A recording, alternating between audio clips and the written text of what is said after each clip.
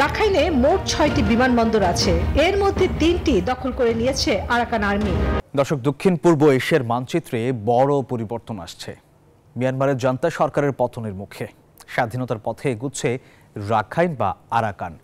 বাংলাদেশের সীমান্ত ঘেঁষে নতুন দেশ গঠনের সম্ভাবনা দেখা দিয়েছে।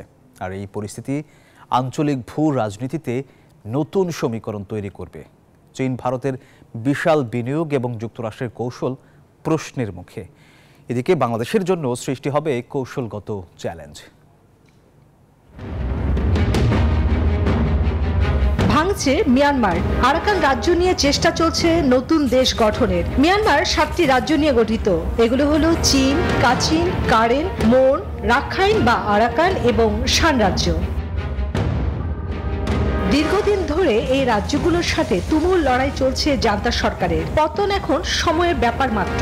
এরই মধ্যে সেখানকার 17টি টাউনশিপের 13টি বিদ্রোহী আরাকান আর্মি দখলে চলে গেছে। রাজ্যের রাজধানী সিত্তোয়ে সহ অবশিষ্ট 3টি টাউনশিপে জান্তা বাহিনী নিয়ন্ত্রণে থাকলেও যে কোনো মুহূর্তে তাও হারাতে পারে জান্তা সরকার।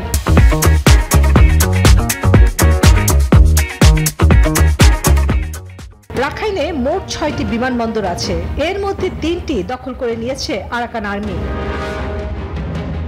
শুধু তাই নয়, এরই মধ্যে রাখাইনে 80% এলাকা দখল করে নেয়ায় যে কোনো সময়ে স্বাধীন রাষ্ট্র ঘোষণা দিয়ে সরকার গঠন করতে পারে। আরাকানে চীন ও ভারতের স্বার্থ বিশাল। যেভাবে আরাকান আর্মিরা এগুচ্ছে তাতে মিয়ানমারের ভাঙন ও নতুন রাষ্ট্র গঠন যে কোনো সময় দেখতে চলেছে বিশ্ব।